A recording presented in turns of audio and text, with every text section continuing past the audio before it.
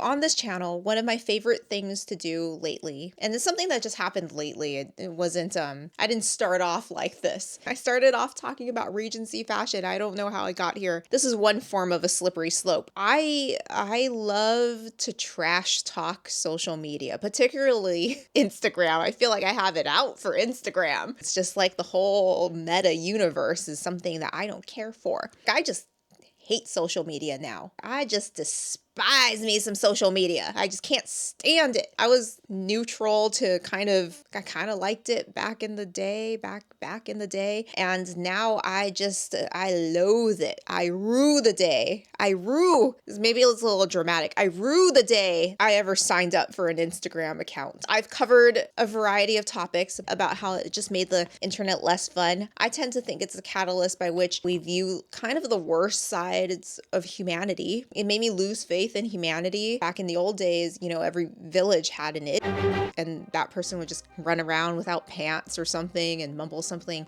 nonsensical. And if you were sitting on the bus with them, or you're sitting, I don't know where you're sitting. Back in the olden days, didn't have buses. Maybe if you were like riding in a wagon with them and they start mumbling some crazy nonsensical shit, then you would probably scoot away and put some distance between yourself and the village. And now the village is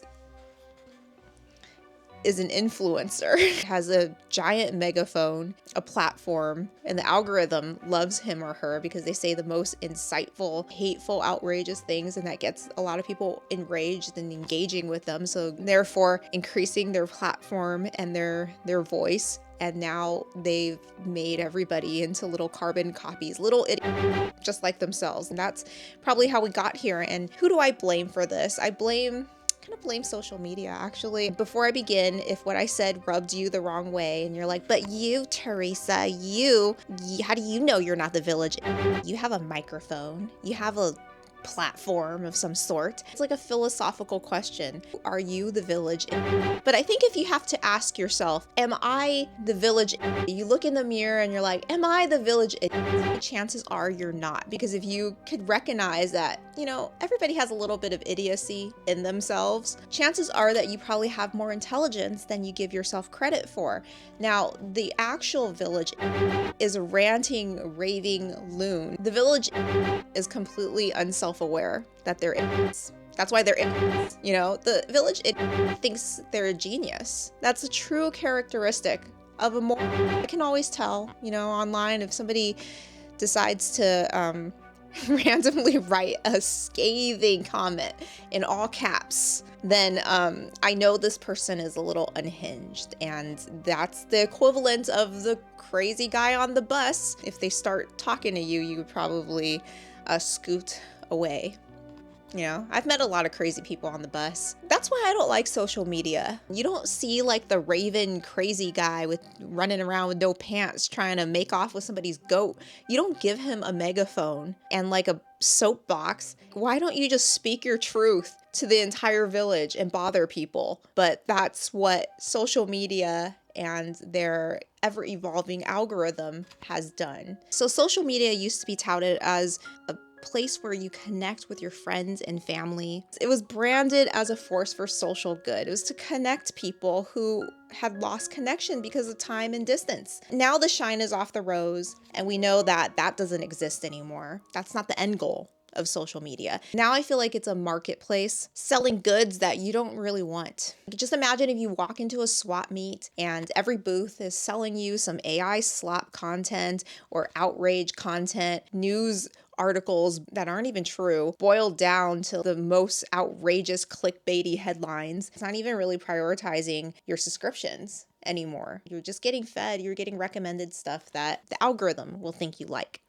So that contributes to a lot of depersonalization of a lot of things, and we'll get into that later. I've noticed this happening gradually, like a war of attrition on your social networks to prioritize something so that somebody can hustle or sell you something. Sponsored ads can sell you something. Rage bait content to get you all worked up and divided, and the more you're angry, the more you want to leave a comment, not knowing you're actually helping the very person, the very creator that you're angry about. So all that has been brewing in this noxious toxic brew for a while. Now I feel like it's reached the boiling point. We're in this transitional period. Everything just doesn't feel the same anymore. Everything feels a little weird. The shine is completely off the rose for social media. With all that being said and done, with the platform itself almost driving people away from posting any personal photos and then becoming embittered with the content that they see. I recently came across an article that even questions whether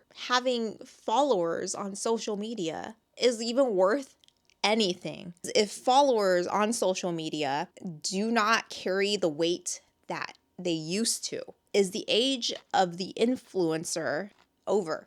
So that's what we're going to talk about today. My name is Teresa, and this is the beginning of the end of social media. So I have noticed that there is a slippery slope with doing art online, doing the business of art online in an online playground dominated by the algorithm. Every platform has an algorithm. And if it didn't have an algorithm before, it will most likely get an algorithm. I would call it an evolution from where you started, where you had more or less the best intentions. Let's talk about the most well-known one, which is the evolution of your typical Instagram influencer. Now, in the early Instagram, the prehistoric Instagram days, your typical Instagram influencer had the best intentions. They were just using the app to connect with their friends and family, and they were probably the ones that had more of a flair for photography. You know, they got their digital camera and they were the ones that took the best photos, the best group photos, the best club photos. Occasionally, they'll sneak in some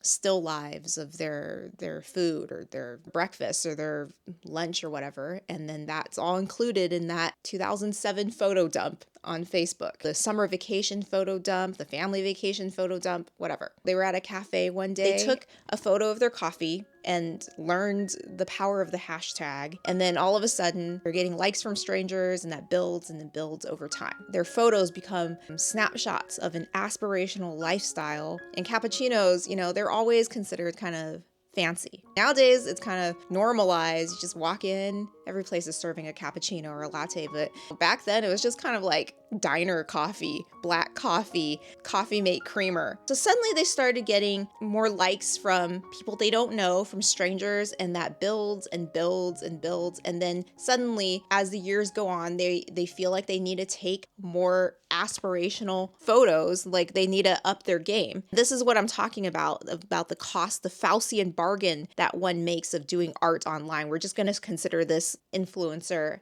a photographer. Their art is their photography, lifestyle photography. Their photography has become aspirational to the average follower or whatever. And lifestyle begets lifestyle, and they have to do more extreme things. They started out with a Valencia filtered photo of their cappuccino or latte, and then all of a sudden they're flying to Paris. Why are they flying to Paris? So they could take outfit shots or something. They're booking photo sessions on a private jet or renting Louis Vuitton boxes so they could pose in front of. Do they really own all those Louis Vuitton bags, or are these all just props? What I see is this progression of raising the bar in the pursuit of attention, social validation, and also monetization. The bar will always be raised for influencers. And then the next thing you know, I wouldn't be surprised if somebody decides to book a passage on Bezos's spaceship and a fake photo session on a private jet's not good enough. Trips to Europe are not good enough. Trips to Japan are not good enough. Trips to Bali are not good enough. Somebody needs to go to space. This is what I call that slippery slope in which the bar is raised. Each new piece of content needs to top the former in intensity. At some point, this influencer is going to reach that breaking point. They can't top themselves anymore, and then just plummet mentally, physically, financially, plummet. They'll go broke. They've put themselves into $70,000 worth of debt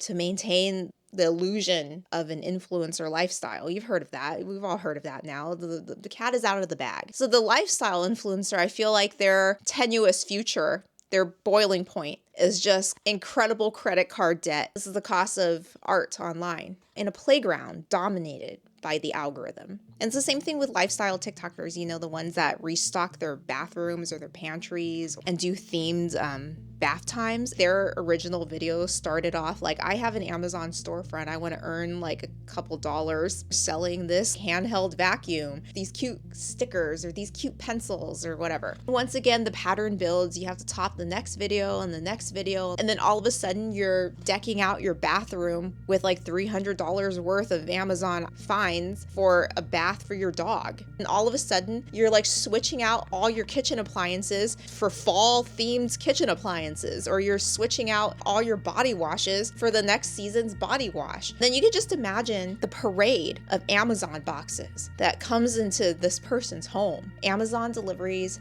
every single day, which I think is my nightmare. And once this themed 10-second video is done, what do you do with the stuff? There's such cheap, useless, will only last a few years items that Goodwill will just send it to the landfill. You throw it in the landfill or they throw it in the landfill. I feel like the risk of them returning constantly to Amazon is not worth it, because they rely upon Amazon to buy more crap and to earn their commissions and everything. If you return enough things on Amazon, they'll know they might nuke your account and then you're screwed. Any overconsumption content creator with 2 brain cells would not risk biting the hand that feeds them, so it's probably better for them to just toss it in the landfill and screw the environment, or give it to Goodwill so they could toss it in the landfill, and then it's like, off my hands, I donated it. The boiling point of a TikTok lifestyle influencer that sells you Amazon items, Temu items, AliExpress items, they will one day take a hit to their wallet or just become so overwhelmed with things that they can't continue anymore. The ones on top will stay on top because they will make more money, be able to afford grander, more elaborate, shocking room decors. But those who are called but not chosen will just end up in debt. And they are all dependent upon the algorithm. In a short form video format, it's not really about building an audience, because tell me if you've experienced this too. You could literally watch 20 short form videos from the same creator and not even know who they are and not even know their name, because the algorithm leads you to something else. You don't really get a good sense of somebody's personality. You don't have enough time. Somebody could have a ton of followers on TikTok, and when they do a personal meet and greet, nobody shows up because nobody really knows who they are. The follower count is just a vanity metric for brands to send you things. In the genre of mukbangs, where you eat on camera, they would start with a regular meal. They would eat like their meal of In-N-Out or something, or a home-cooked meal. Because of the cost of business and playing in the playground dominated by the algorithm, in which you have to chase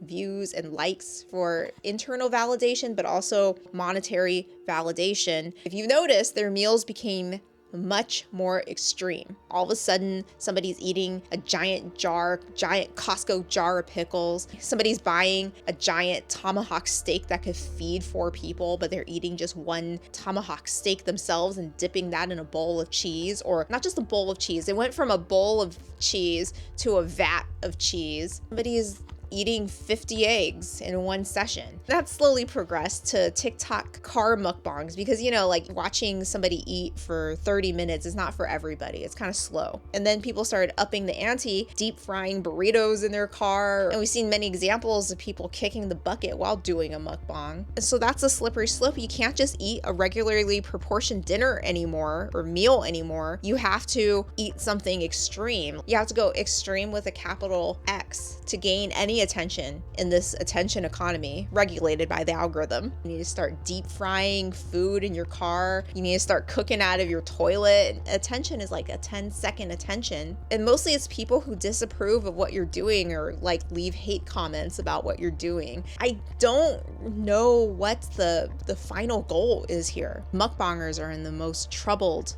of niches. Have you ever read Dante's Inferno, where one of the levels of hell, they're basically stuck in the gluttony circle of hell, where they can't stop eating. Like, they probably don't even want to eat, but they can't stop it, and they have to eat more extreme things. And I think maybe deep down they just kind of want to eat like a salad. You can't just go to Raising Cane's and buy like a box meal. You have to buy all the chicken tenders, an extra large cup full of Raising Cane sauce that you have to dunk your chicken tenders in, then you have to drink out of the cup. Like, that's insane. Any other time, if social media doesn't exist and you saw somebody drink a giant XXL cup of Raisin Cane sauce, people will have you committed. This is just kind of like how Debbie, she's a small town girl with aspirations to become a movie star, and she moves to the big city, except that she's not getting any roles. So then she gets like a cameo role in a movie based out of the San Fernando Valley. And all of a sudden, instead of delivering some pizzas,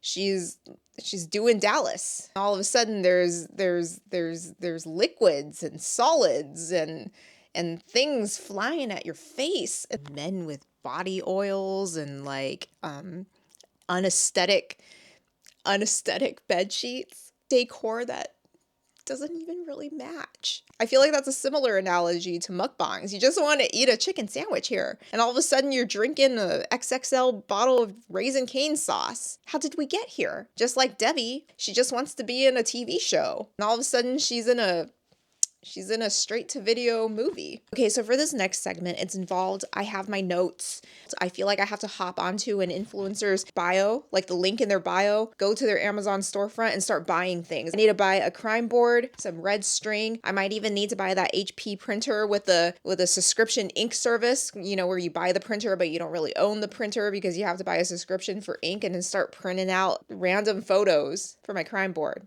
I have a theory. Social media platforms gave birth to influencers and they gave birth to content creators, but it's the very platform itself that will end up destroying that entire ecosystem, that entire economy. I don't predict that it will happen right away, but then again, things move pretty fast on here now. But I think it is in the works. The gears are turning. The engines have started. We are like in mid-destruction of influencer economy. This is completely my theory. Don't take this as a fact. This is just from my observation. It's a conversation piece, so just let me know what you think down below. In giving you these examples, influencers, a variety of niches, from lifestyle influencing, from, TikTok shop, QVC, home shopping network on TikTok, mukbangs. The last example just came to me, but I suppose if you really want to put a label to it, that's kind of like the OF niche as well. You start off offering bikini photos, and next thing you know, there's 50 dudes coming in and out, which I think they're making a documentary of, and I'm really interested to watch it. But with every niche, whether that's aspirational lifestyle content, food content, those who float to the top, like the cream of the crop, will have to up the production value, up the ante, become more attention grabbing and more extreme. The creator is bound to burn out. It's a system that's bound to burn a creator out, and they'll need to take a mental health break. What I've noticed, a lot of the people who become TikTok famous usually have something in common in that they do something problematic that everybody's talking about. You know that you've become TikTok famous once you've made the rounds of the YouTube video essay sphere. When somebody makes an hour-long video essay dedicated to one TikToker, then that is when that TikToker has their 15 minutes of internet fame or notoriety. They're given a title, and it's not a flattering title. It's not a good title, okay? The donut mom, the 9-to-5 husband, the 9-to-5 husband guy with the unlikable face. That's not part of the title. I just think he has an unlikable face. Sam, thank you for the first gift. Roses on deck. I don't know. I think roses are like not a galaxy. Or the 37 pizzas mom or something. What I find kind of sad is that people will know you for that title. Most of them will not remember your TikTok username. Most of them won't know your name. They'll just know you for some stupid thing that you did online. So for like 1 month, you will be famous as like the donut mom, or the mom that stocks like 37 pizzas. I don't know if that's like the number. Is it 57, 37 pizzas? Let me know in the comments below. For all you 90s kids out there, it's kind of like you're the character of the week on Seinfeld. The soup algorithm doesn't allow me to say the word. It's your man hand, your Jerry's date that eats the peas. One at a time. That's what people have been reduced to. In many ways, it's kind of sad because you're known as like the girl who deep fries burritos in her car. So being known for something problematic that you've done, like your whole identity is just reduced to being the donut mom, or like the 9-to-5 hubby, deep fryer burrito lady. If somebody called me the donut mom, I'd be very upset. And that just goes to show the depersonalization that happens in these, TikTok influencer sphere where you're either known for like low cal content, doing something dumb, or you're in like the overconsumption space. You have a whole bedroom full of Bath and Body Works body wash. You have all the soap, okay? You're in the hygiene TikTok sphere. Somebody else also has all the soap as well. You're not the only one with an Amazon Prime account and knows how to shop, okay? It's the products that are the star. So it's definitely a depersonalization in that sense. I would say even in the video essay sphere, where I guess I'm in, am I replaceable? Absolutely. Absolutely, I'm replaceable. There's a lot of video essays out there. People have even made video essays about how they hate video essays. Slowly but surely, every single platform is training you, the user or the viewer, to kind of let the algorithm take the wheel. You'll watch what they recommend to you versus back some years ago when you subscribe to somebody, you have more agency. You are choosing who you want to watch or what you want to watch, what you want to consume, what you want to devote your time to. At least at that point, you have a tiny bit of human agency. But now we are being trained to accept what the algorithm gives us. In shorts feeds, in TikTok feeds, in reel feeds, you're at the mercy of the algorithm, and they're slowly training people to give up their agency, let the algorithm take the wheel. I feel like once you've given up your choice, your ability to choose, it kind of makes it harder for you to make decisions in real life. You're not activating those muscles. It will start to atrophy at some point. Once you are used to something working in the background, choosing something for you, when it comes time to make an actual choice, like if you go to the grocery store, should I buy this or should I buy this? That indecision is time wasted. You know, your time is valuable as well. People sell it so cheaply. Everybody like locked in to this algorithmic system is becoming a very dull knife. Dull knife is more dangerous than anybody who's ever started chopping some vegetables. A dull knife is more dangerous than a sharp knife. So this is going to be involved. I need my notes. Short form content paired with an algorithmic feed where the algorithm chooses for you what to watch. It incentivizes the creator, the influencer to get your attention because, you know, we're all working. The algorithm is the absolute monarchy here. It controls the viewer's behavior and it also affects the creator's behavior. The viewer becomes more passive and lets the algorithm take the wheel after bombarding you with video after video or image after image. Only something that grabs your attention, something like outrageous, something that can make you angry is guaranteed for you to watch longer. So it incentivizes the creator to make something that grabs your attention and therefore top whatever their last video was. Each video has to up the ante and become more extreme and more extreme. And then you see more extreme content. You're kind of desensitized to the subtle ones, the ones that need more breathing room, that has more nuance. Like nuance does not exist in this ecosystem. You have to make big, bold, loud, declarative statements. You can't like expect people to read between the lines anymore because that part of people's brains who are locked into this is gone. Nuance is done in a constant bombardment of content. Something needs to stand out. Creators are incentivized to make it stand out, to up the ante, to top their last video, and then it leads them down the slippery slope. Eat 50 eggs, redecorate your entire house every single day, cook your dinner out of a toilet, start bothering people by dancing on a train. Meanwhile, the users and consumers are just trained to keep on scrolling on and on. So therefore, having done a few years of extreme content, the creator is bound to burn out. It's a system that's bound to burn a creator out. They're bound to burn out physically, emotionally, mentally, financially. There's a mental health break in their future. But the thing is, if you're a creator and you don't post anymore, to be honest, nobody will care. The algorithm will fulfill your slot. If you're in the lifestyle influencing niche with your Amazon finds, there's a lot of people with Amazon finds and the ability to shop. You don't have to tell them twice to shop. I wouldn't be surprised that in the near future, things move pretty fast. I wouldn't be surprised if somebody with a Sora account and a dream can make a mukbanger, an AI mukbanger who eats like 100 eggs, because a human can only almost eat 50 eggs, but an AI mukbanger can eat 1,000 eggs. I wouldn't be surprised if this hasn't already happened if an AI generated avatar starts restocking their pantry with TikTok shop Amazon items. If the creator burns out, AI will be happy to replace them. I'm pretty sure corporations would love to take out the human element, you know, like those pesky humans with their needs